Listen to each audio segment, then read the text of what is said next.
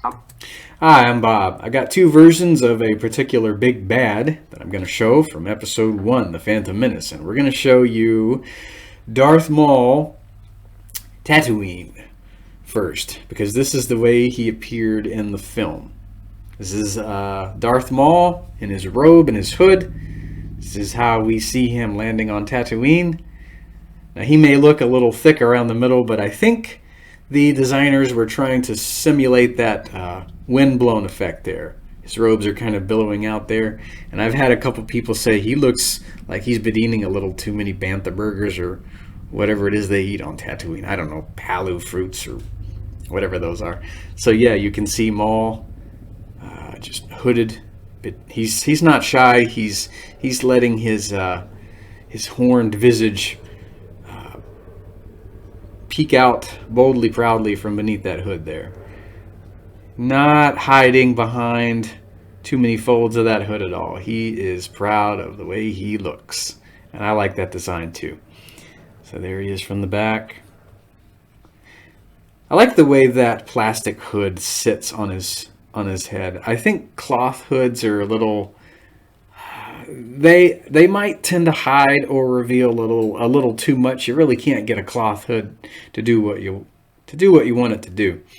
And this version of Maul, he's the only way you're going to be able to get a long-handled, single-bladed lightsaber. You can get plenty of Darth Mauls where you can snap the hilt of that double-edged lightsaber in half. You got two blades going at the same time.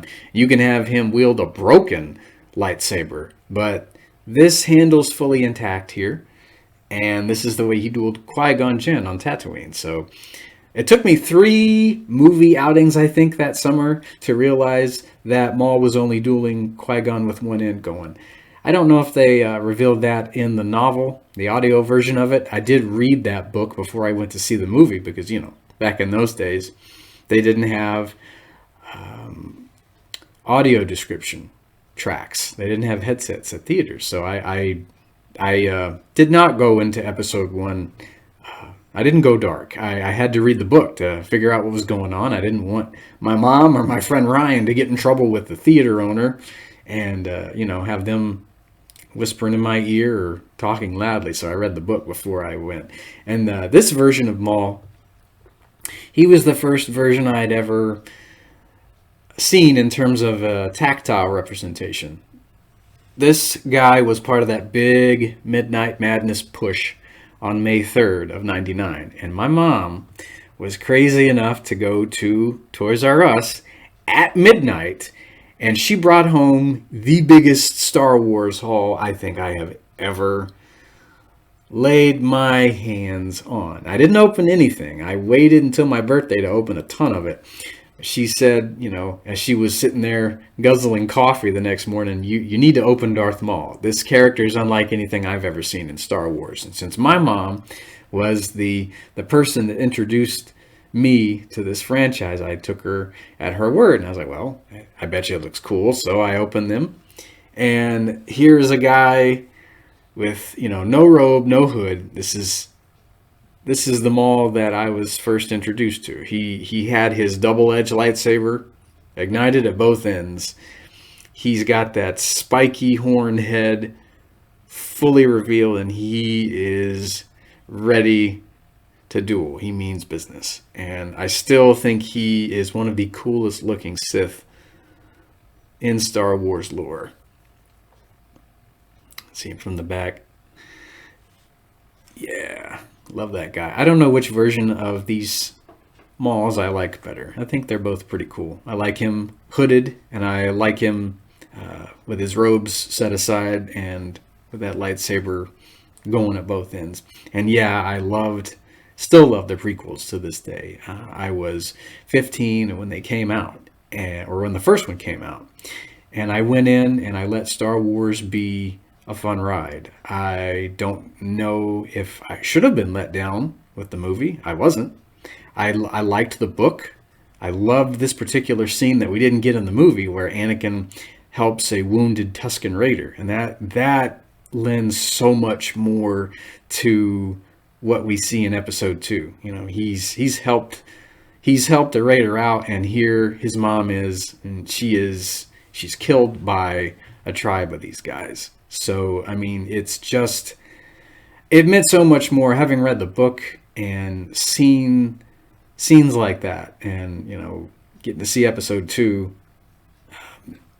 But yeah, I went in and I let Star Wars be a fun ride. I let George tell the story that he had in his head. I didn't make up anything in my head. I didn't want Star Wars to be something, I make up and then get mad because it didn't go my way.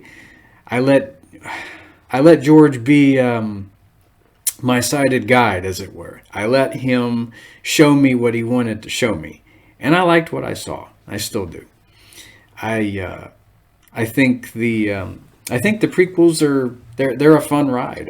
I liked what we got in episode 2, and episode 3 is probably my favorite of the prequels, I will say.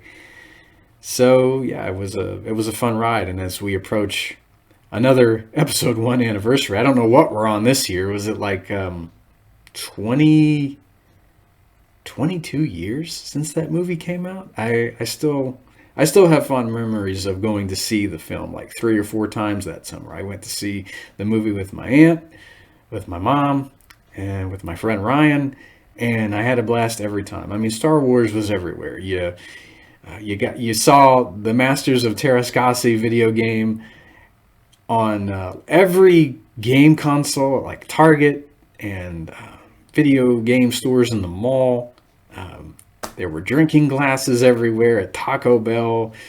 I mean, it was just a heck of a time to be a Star Wars fan. I wasn't let down at all. I like the books. I like the movies.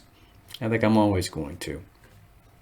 I reached an age in high school where I tried setting Star Wars aside for a couple years. I felt like it was something I needed to do, but that decision was based on fear, and I think fear led to not a very happy time, and I couldn't do it for more than a year and a half or so.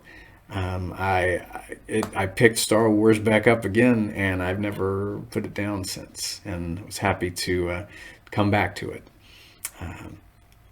It's a long story. I don't know if I'll ever have the heart to tell it, but I think it's part of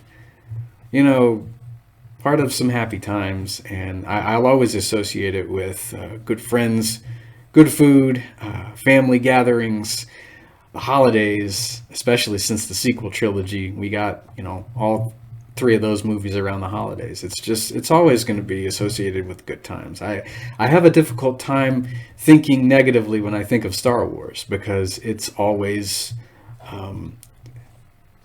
felt like home, in a way, like coming home. So it's pretty cool.